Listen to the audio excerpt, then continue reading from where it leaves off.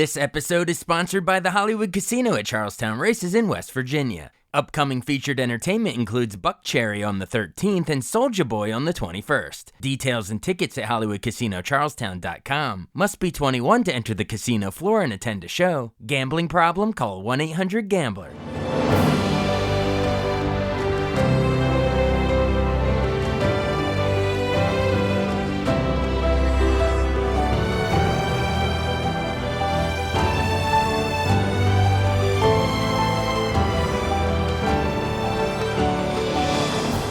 Welcome to the newest episode of Beyond the Fame with Jason Fraley. I'm your host, Jason Fraley, picking the brains of the top filmmakers, musicians, and artists of our time. Three-time Grammy winner Debby Boone will perform live at the Rams Head in Annapolis, Maryland on Saturday, September 21st. She joined me to preview the show and reflect on her career, from growing up the daughter of Pat Boone to winning Best New Artist with her breakthrough hit You Light Up My Life, and eventually showing her range across pop, country, gospel, and beyond. Hey, Debby Boone. Hey, thanks so much for joining us on WTOP in Washington, D.C. I am so happy to be with you, Jason. Thanks for having me. We are talking because you're coming to the Rams Head in Annapolis, Maryland on Saturday, September 21st. Actually, now that I think about it, Annapolis will have just wrapped this Annapolis Songwriting Festival. They're having it's like over the next week, right before you get there, and it's going to have like Mark Cohn and the band Perry and Lee Brice. A bunch of people are going to be there. So, were you aware of that? A and B, are you going to enjoy all the great songwriting vibes still floating in the air when you come into town? I hope so, because I've just started collaborating with two friends and been writing some songs. So I wish I could have gotten there early and attended, to tell you the truth. Well, the way we'll phrase it as, if the songwriting festival ends and folks in the area are still, wanting some great songwriting, then you're going to keep the fun going on the 21st. Well, that's great. This show is different. I'm not ready to, they're not ready for a public presentation yet, but I'm working on it. Awesome. Well, you said you're writing some new stuff. So I guess my question should be then, in terms, we don't have to spoil the whole set list in Annapolis, but speaking of the new stuff, is there is there anything new you're gonna play? Is it sprinkling in I'm assuming greatest hits from all over the years? Well, it will be a little bit of a retrospective, but not in terms of I'm going to do all the records that I've recorded. Mostly, this show is called A Song for You, and it's basically a compilation of songs that have really shaped my musical career and also artists. So I'll be telling stories of the people that I've worked with that really influenced me, the people in my family alone that have really influenced me, my dad, Rosemary Clooney, that I've obviously worked with, both of them, and been inspired by. But I also did a lot of work with people that early on in Las Vegas, when my dad was a headliner there, I, had the chance to see people like Frank Sinatra and Dean Martin and Sammy Davis Jr. And then I ended up getting to work with those guys. So I'll be talking about a lot of those stories and singing songs that accompany the stories. That's going to be great. And I'm just smiling when you mention your dad, because he was kind enough, even at his age, he called in and gosh, we must have spoke for probably about an hour a year or two Wow. ago. It was fantastic, especially what he was saying about his love for his late wife, your mom, who just, we lost her in 2019. Yeah. But the stuff he was saying about their lifelong love and how it will stretch into eternity. And it was so amazing. It was so amazing. He is 90 and going strong. Absolutely. Well, we invite anyone should want to look that up in our archives. Absolutely. But as far as it relates to you, since we have you on here, I know you were born in Hackensack, New Jersey, in the mid '50s, and your dad, as we should say, was the legendary Pat Boone. Your mom, Shirley Foley, daughter of country star Red Foley, country music Hall of Famer himself. That's your grandfather. So yeah, I guess music is all around you in the house. Did you? At what age did you realize your parents and grandparents were famous? You sort of know at some level, but it's all you've known. But I think what really hit my sisters and me was when we accompanied my dad and were part of the show when he went to Japan. And his opening act, when I was very young, 11 or 12, were the Osmond brothers. Wow. And so they put us in the show. But what I wasn't expecting as a young girl is that these girls in the audience were screaming for my dad. You Right. You're know, like, and why are they screaming? yeah, and crying and pushing to get his autograph when we would go sightseeing. And then you got like, oh, wow, this is different than, than it's been at home. This is a real insight into the kind of career he's had and the adoration of his fans. They weren't, the really young girls were running after the Osmond brothers, of course, but the women were screaming and crying over our dad. That is fantastic. Well, did you? That's how the rest of the world was reacting to your dad, who was, I guess, what, like a matinee idol heartthrob for other other people, but to you, he was just dad. Did It you was have just any? Did you have a personal favorite song of your father's back then? wow, I don't know if I appreciated it so much when I was young, but I sure do now. My favorite stuff that my dad does because of my own sort of uh, personal preferences in music are the beautiful orchestral albums with the American Songbook and standards and things when he was just his voice was just about as good as it gets, man. He just as smooth as silk, and he was a real crooner. He's kind of famous for some of the rock and roll stuff, but when he was wearing a tuxedo and crooning with a, beautiful symphony orchestra, man, it killed me. Nobody did it better. Oh yeah, it's all time stuff. That music will be timeless, around forever. Well, I want to get into some of the songs that you sang in your career, because you've had a great, award winning career of your own. But one more sort of on the, admiring the, I guess, the other previous generation, growing up. So you're listening to your dad, and then your I guess eventual mother-in-law, Rosemary Clooney, you mentioned. Did you have a favorite of her movies, like Christmas, or because I know you did the Well, Christmas album with her later on that? But yeah, what about her well, roles? Did you admire her when you were growing up as well? no, I didn't really know much about her until I started dating her son, Right. honestly.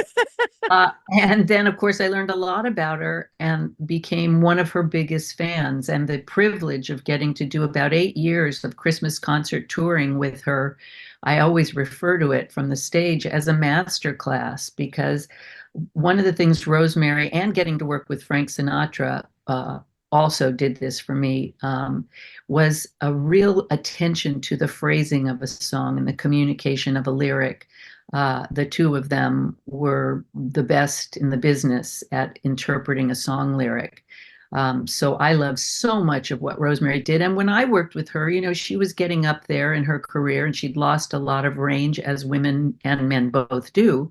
But what she could do with an octave was beyond all the singers on all the competitions that can sing in 5 octaves and riff.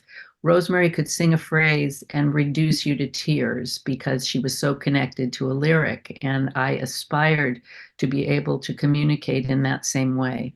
Yeah, reduce you to tears, and then if it gets a little colder and those tears freeze, it'll become snow, snow, snow.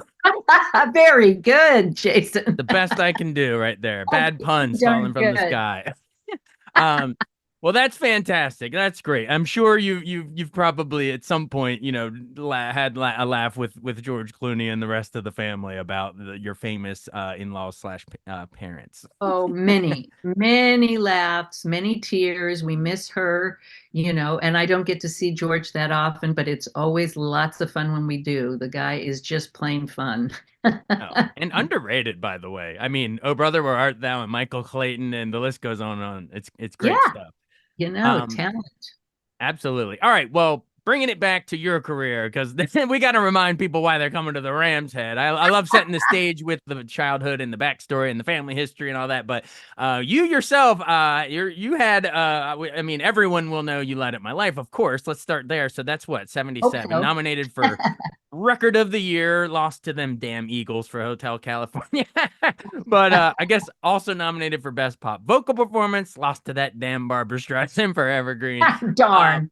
but it does win you Best New Artist. I'll get to that in a second. But before even all the Grammy stuff, like Memories of Recording You Light Up My Life. I mean, that is a song that generations, even today, you can say that and everyone can probably finish the lyrics, Well, it's interesting when I do sing it in my shows, I really do feel palpably people going to a very strong memory. And you look at their faces and you can see them go there. You'll see people join hands or a tear go, run down a cheek, and you know that you're part of something that really holds a very tangible memory for a lot of people. And that's really a wonderful thing to be part of. I got to say, I'm grateful every day for that. Absolutely, absolutely. Well, and as I sort of mentioned it does win you the Grammy for best new artist. So and let me see, you beat sort of a murderer's row of Stephen Bishop, Sean Cassidy, Foreigner, and Andy Gibb. They all fell to the glory of Debbie Boone in that. So what was it like? What was it like being there at that ceremony and getting called up for that? I mean, that's a big award. That's, the last couple years that's gone to like, Billie Eilish and folks like that. But so our younger listeners, that's what Right. we're talking about. This was a big deal. What was it like being in that auditorium? It was crazy, completely surreal. I will tell you freely, I was out of my mind with nerves because I had to get up and sing in front of my idols. I mean, there's speaking of Barbara Streisand, right in front of me, and Linda Ronstadt right in front of me. There were so many people. When I did rehearsal, they had big pictures in the chairs so that the camera crew could get their shots. And I knew who I was going to come out and be seeing face to face. And it was nerve wracking. I don't know how I got through it, but I did. Mhm. And I was up for Record of the Year, but I knew I was up for Best New Artist too. And when they called my name at Best New Artist, I thought the whole thing was over because I'd heard other names the rest of the night. Yeah. Streisand It had already rained on your parade once. it really shocked me when I got that Yeah. award, and I was unprepared. I'm humiliated if I look back at the recording of that. I don't think I thanked anybody. I mean, I was so in shock It's such a that I couldn't blur. thank the people who made it, even a possibility for me to record that song. So, I would do it differently now, but hey, spilled milk, it is what it is. And I'm grateful for every moment of it. Absolutely. And just to round out that put a pin in that conversation of that amazing whirlwind Grammys. I'll list the other winners. You joined a list of the other best new artists that decade. Check this out: Crosby, Stills and Nash, The Carpenters, Carly Simon, America, Bette Midler, Marvin Hamlish, Natalie Cole, Starland Vocal Band, and A Taste of Honey. And then right in Wow. there, in towards the latter, 2/3 the way through is Debbie Boone. That's awesome. That's all time stuff. Not bad company, right? Not bad company at all. All right, and then moving along, trying to move somewhat chronologically. We can't hit all of the stuff because we'd be here all day. But I wanted to ask about your sister group, the Boones. You had a couple success, at least adult contemporary charts and the like. When the love light starts shining through his eyes, which I think was a Supreme song, and then you also Right. covered an ABBA Hasta Mañana. But I guess tell me about First Class. I guess we should go into because that Yeah, yeah, yeah. nominated a Grammy, right, for best inspirational performance. Nominated. You Yeah. lost to B.J. Thomas. That's okay. I'll take that. Recording with my sisters, and we've just done it recently after all these years, is pure joy. My mother raised us, taught us to sing harmony from as far back as I can remember. And it was the joy of her life to hear her four daughters singing in tight harmony. Sometimes she'd add the fifth part. And that's how we grew up singing together. And we love it so much. We loved it then. It's fun. It's inspiring. We really get along well, all four of us. We still get together. We live in different states, some of us, and we'll get together once a year for a week, just the girls. And we'll often do some singing. But my sister Lindy just wrote a song during last year, and we recorded it and they released it this year. But we went to Nashville, and after decades, we were back in the studio facing each other at the microphone singing again a song called Word Layer that she just wrote, and we still sing beautifully together. And it was one of the most touching experiences to be there. My dad was in the studio with tears streaming down his face, and it was just an absolute joy to get back together again. I mean, that's just, I mean, I can tell from the very beginning of this conversation, family has been a huge theme in your life and in your music career. So it must have been extra rewarding to do that with the sister Yeah, group there. That's so yeah. cool. All right, and then of course you've done a bunch of different genres at that point, but here we go in 1980, you get a chart-topping country hit. Are You on the Road to Loving Me Again? I guess Nancy Sinatra would later cover that as well, but That's right. yeah, talk about sort of showing off the country chops. I mean, there's more crossover than folks think. I'm a huge country music fan, so yeah, talk about just sort of Well, not only wading into that genre but dominating it on the charts. yeah, that was an unexpected kind of a left turn. Mhm. And I've got to give some credit to Mike Curb, who was the president of the company that the family was recording for, and I was recording for, Warner Curb Records.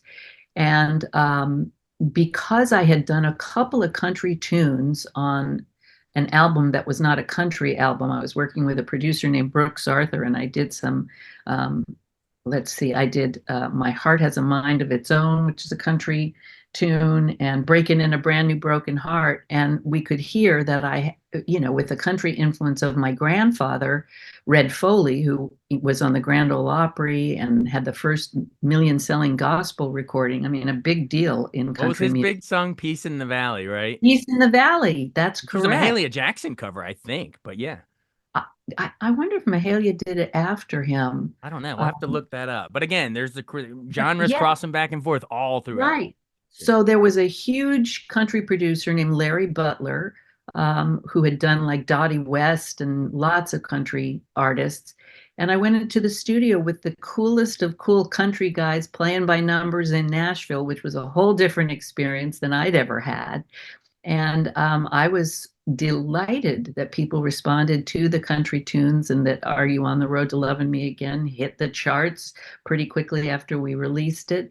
And I thought that was going to be my direction for a while. We did two country albums, and I loved it. And you know what? I may be doing another country album soon, because I really do want to do a tribute to my grandfather, who had a huge body of work and a great storied career. And I really want to tell the story. So stay tuned in, Jason, if you're a country music fan. Stay tuned. Wow, I can already see that, that poster, that album cover, Debbie Boone sings Red Foley, her grandfather. That'd be amazing. Um, Great. I'm glad that you think so. That would be cool. That'd be cool. All right. Well, and then as you've dominated, the pop world and the adult contemporary and the country world, and like everything we're saying, but then you start doing really, really well, in sort of the inspirational gospel realm type stuff. You win a Grammy for best inspirational performance for your album With My Song. And again, gosh, I look at these names. You beat B.J. Thomas, Willie Nelson, the Commodores, and Bob Dylan. I mean, come on. Uh, Really, I mean, wowie. come on. Also wins you a Dove Award. So yeah, just talk about, I guess, With My Song. I mean, that's probably one of your bigger albums of your entire career. Was that? Do you still look back on it fondly as a rewarding So experience? fondly, so fondly. That was produced by a producer named Brown Bannister, who was also producing Amy Grant for a lot of years. And Brown and I just connected completely and had the same vision for that album. And I'm raised in a Christian family where faith has been, a real central force for all of us. And I wanted to sing about it. I didn't want to become exclusively a Christian music artist, but I wanted to be able to share that part of who I am in my music. And Brown really, he had worked with my sisters and me as well, but we did that album together. And then I did an album with Michael Omartian, if you know that producer's name, who produced people like Christopher Cross and Rod Stewart, and was a good friend. He and his wife wrote a lot of the songs for me. And so, yeah, I did several contemporary Christian albums, and I was very fulfilled in doing all of that. Um, and then did concert touring with it that did quite well too, because there were a lot of people who were inspired by that music. So that was incredibly fulfilling for me that time. Oh, and absolutely. And it showed yet another area, another arena, another genre that you could go in and succeed, both critically and commercially, so fantastic.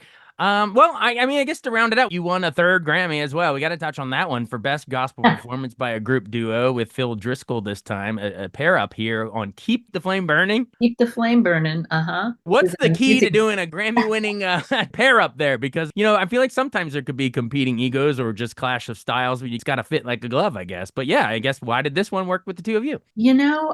First of all, it was a really good song, and Phil is delightful. We had a really good time working together. He's an incredible trumpet player, and then he had that raspy, growling, almost Joe Cocker sound. And I think not long before we did that record was "Love Lift Us Up Where We Belong" with, was it Joe? Was that Joe Joe Cocker? Cocker? Yeah, I think Yeah, so. And it it was was. in An Officer and a Gentleman as well. Right, exactly. And so you heard like that sort of more pure voice and then that raspy voice combo, which was really intriguing. And that's what Phil and I had too. And then we also had the same sort of inspiration of gospel music. So I think it was our connection to each other and to our faith and a great song. And if I could tell you exactly what worked about it, I'd have made three more. Yeah, exactly. Sometimes it's a little random. You can't predict it, but when you capture Right. it, you can tell. Yeah. So that's great. That's great. Well, you've been more than generous with your time. I'll just list a couple other accolades. We don't have to go into all of them, but I know you did win a second Dove Award for Surrender in '84. I guess you get four more nominations, Grammy nominations for Best Gospel Performance in '84, '85, '87, and '89. Like, so folks, there's so much more that we probably don't even have time to go into in this. You've had quite a run here, but you're still going. Still How do you want your going. career to be remembered? I guess there's still time on it too. You're going to be going for Yeah. another couple decades, but I don't know. There's been enough here, as we've shown, enough body of work here that it's kind of lifetime achievement, kind of a conversation in a way. So yeah, I mean, how where do you want your place to be? More than just the daughter of the famous Pat Boone. What do you want your legacy to be? Well, you know what I really feel I've been able to do, even though I've done a lot of different styles and genres, is to be authentically myself while I'm doing it. And I think that's what people really connect with. I mean, not everyone's going to like every kind of music, but I am always very happy to come off the stage and talk to people who say, I just found you so relatable and like you were just talking to me personally. And I come from my dad, who's been always able to make an audience feel like they were sitting in his living room. Rosemary was the same. And so I hope through my music, whether it's recording or in my performances or even in musical theater, which I've done quite a bit of, or acting. I have a small part in a movie coming out soon. And I just hope people get a sense of me, who, really me. I'm not a character actress on stage or anywhere else, pretty much. But I like to bring my authentic self, warts and all, to the stage and to everything that I do, so that people connect with me in a personal way. And if I can touch a heart or make you smile, that's what I came out there to do. That's awesome. Well, I have to ask a follow-up question about the Broadway. You mentioned the stage and the film and everything, so I have to at least follow up and remind folks. I guess you did what? You played the lead role in The Sound of Music. You got your Julie Andrews on there in the Yeah, 1990 revival of Sound of Music at Lincoln Center. That's a big yeah, deal. it was. And then also, I guess you got to play Rizzo in at the Eugene O'Neill Theater in the revival of Grease in what, '96. So I mean, those are two all-time iconic roles and two all-time iconic musicals. Memories of both of those. I would love to get your Broadway memories of. We can't do all of them, but those two specifically. Yeah. Well, being at the Lincoln Center for the 30th anniversary of The Sound of Music, where the nuns were played by the New York City Opera singers, part of the New York City Opera, it was a beautiful production, and I got a Drama Desk nomination for that. And I was so proud of it, but it was so much fun. I don't really have the kind of voice that works for a lot of theater. Usually the leads for women are big soprano roles, and I am not a soprano by any stretch, but that was a perfect role for me, and I was at the perfect age to do it. I looked younger than my age, and it was so exciting. The Lincoln Center, I mean, this was a prestigious production of that 30th anniversary show, and it was a dream for me. It was really a dream. Now coming into Greece, I was 40 years old playing a high schooler. Yeah. There are Just worse a things you could do. Yeah. Yeah. Jason, you are good. But it was fun to play against type. My dad was not a big fan. He came and saw me, and he did not, he would have rather seen me play Sandy, but I didn't have Sandy's high notes. So I had to play Rizzo. Your dad's like, no hickeys from Kaneki. That's right. Oh That's my great. God, you know that show. That's Yeah, that was a blast. It really, really was so much fun. And it was, I had to practice desperately trying to learn how to hold a cigarette and smoke because she smokes on stage. And I didn't know how. In the first rehearsal, I lit the wrong end of the cigarette. Oh, that's hilarious. Yeah, maybe would have been better suited as Sandra D in that case. Yeah. But until the end, until the tell me about it stud, then the cigarette does come in handy, I guess. But That's right. That's really funny. All right. Well, you've been really generous, but you did tease an upcoming movie role. What do we got? Final seconds. What can we look for you in? It's called 6 Days of Evergreen, and I was really thrilled to be a part of it. It's a really touching story with some really good actors. Penelope Ann Miller gives such a beautiful performance, and I was really glad to play a mother role, and I hope I get the chance to be called in to play other people's mothers or even grandmothers, honestly. That's who I am now. I'm a grandmother of 5 kids. So I was really, really glad that Shane Stanley cast me in this movie. I'm not exactly sure. I think it's coming out this fall.